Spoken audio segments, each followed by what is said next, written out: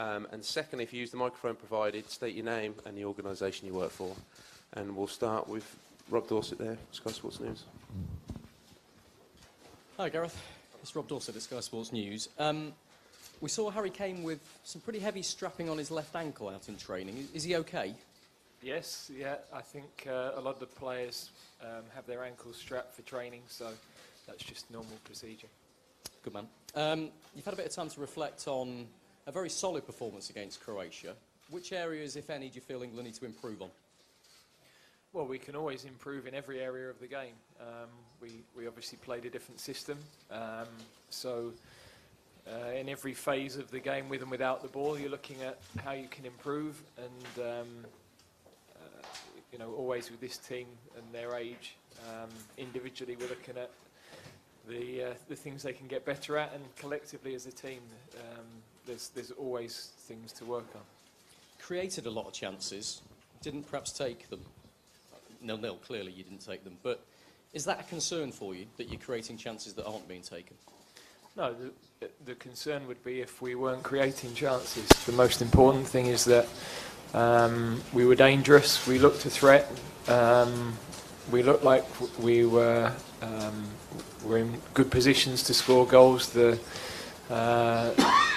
technical ability around the penalty area was good on a difficult pitch. You know, sometimes you needed an extra touch, and it wasn't easy for people with their footing, I think, for both teams.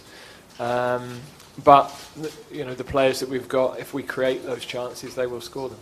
Are you still fully confident in Harry Kane and Marcus Rashford in those situations? Yeah, absolutely. Yeah. You mentioned the formation there. Will you stick with it? Was that a one-off for the Croatia game, or is it something you'll look to use increasingly going forward, and in this game as well?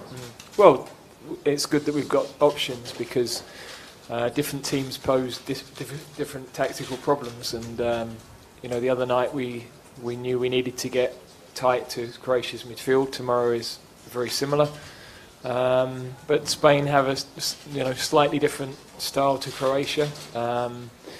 We know their technical ability, but we've also got to cause them problems with the ball. We can't come here and just defend for 90 minutes. We've got to, at Wembley, by the end of the game, we'd got more comfortable with their style of play, and in the last 30 minutes we were the dominant team. But we've got to do that earlier in the game, be brave enough to use the ball well, and cause them problems, because we know that the ability that they have. Okay, before we move on, can we now ask the photographers to step out of the room? Thank you very much.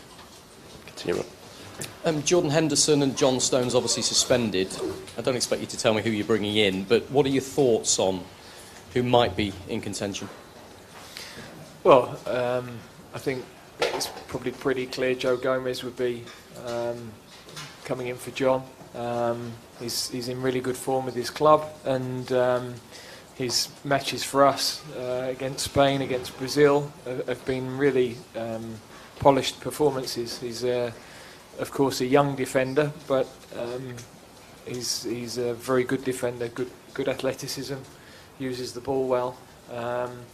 So you know, I'm looking forward to seeing him in this game. It's another opportunity for us to look at a couple of younger players, and you know, we're slowly building a squad of players who are comfortable playing at the highest level. Midfield? Midfield will have to be without Jordan Henderson, yeah. Good man. Jordan, good to see you. What was that game like to play in at Croatia from a player's perspective? Yeah, it was a bit different at senior level. Growing up youth level after England, you do play in pretty empty stadiums, but for the senior level it was a bit different. But the most important thing was to get the clean sheet and try and get the win, and we didn't get the win, but we got the clean sheet and got the draw. You could clearly hear the supporters that did get a view on the hill, because they called for you to give them a wave, and you did. Yeah, I heard it from a distance, and I think that's England fans all over. They travel all over the world for us. Does it get much tougher in European football than Spain away? They're a top opponent, and the one we've been prepared for, and it's a great challenge for us as a team and to build on, and these are the games we want to be playing in and trying to get the win against, and like you say, we've prepared well for it, and hopefully we can go and show the fans and the country what we're made of. they've scored 10 goals in their last 2 games, and they've had 7 different scorers in those 10 goals. From a goalkeeper's perspective, is there not one threat you can focus on? Is it across the board?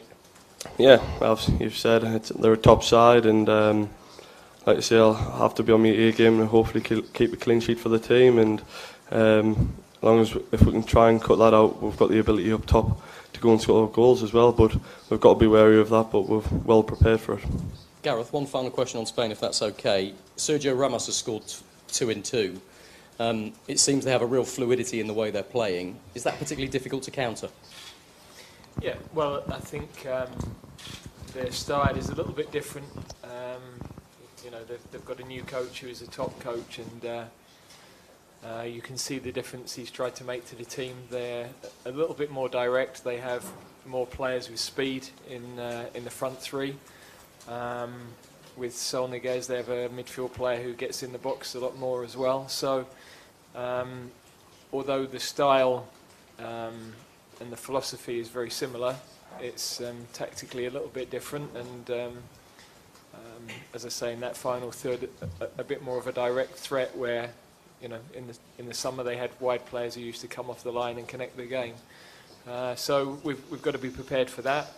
It's as difficult a test as you can have in European football at the moment, if not world football. But we're ready. We have seen enough of Spain. As I said, at Wembley, early in the game, I thought we were a little bit slow to get started.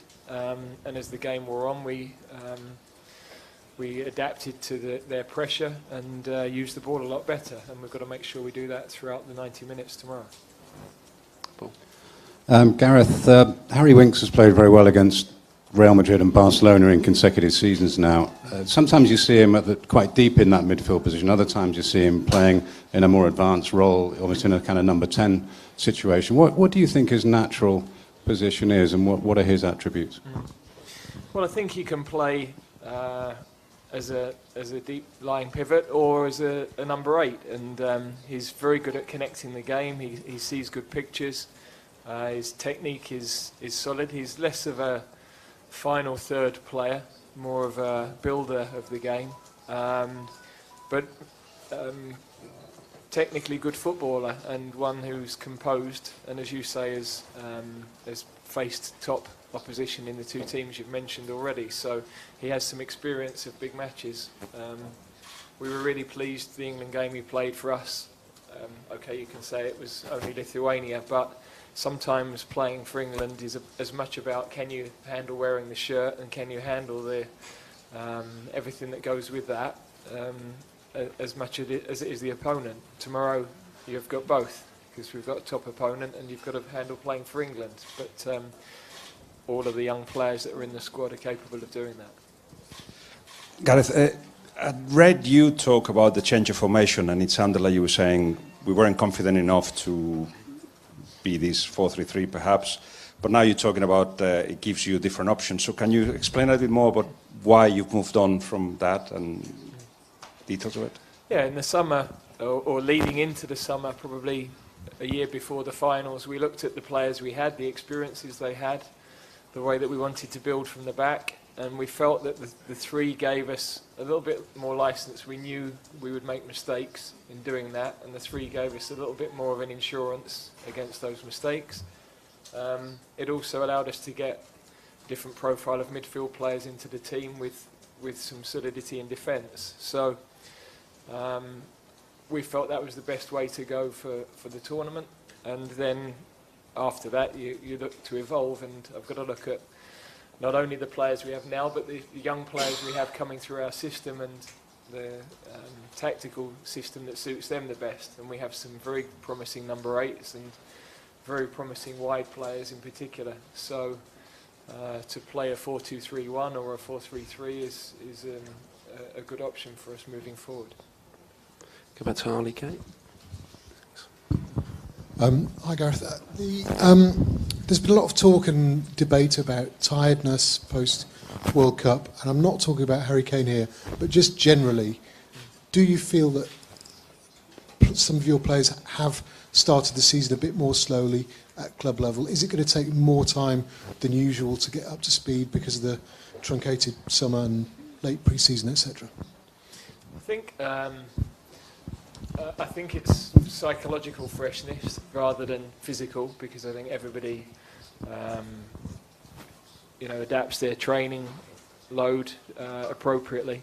But I think when you see the league, there's probably a lot of teams in the league that haven't started yet at the level that they would be at their maximum, and lots of injuries across certainly our league. I don't know about the rest of Europe. So, it's a balance. I don't really understand why our league started so early, but they did, and so the really difficult situation for all the clubs, because some of them couldn't have fielded a team without. If you look at Tottenham, they had so many players in the semi-finals of the World Cup. They had to put their players straight into matches on the back of very little pre-season. So it was an impossible situation for the coaches, really.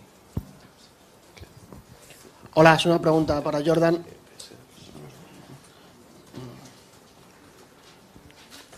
Te quería preguntar tu opinión sobre David De Gea y qué crees que le pudo pasar en el Mundial para que no fuera el portero que vemos habitualmente con el United. Yeah, he's a top goalkeeper, and I'd say he's up there for the best in the world at the moment. And yeah, sometimes games don't go for him, but that's what football's about. But yeah, I respect him highly, and he's a very top good goalkeeper. Okay, any further questions? Okay, we'll end it there. Thank you very much.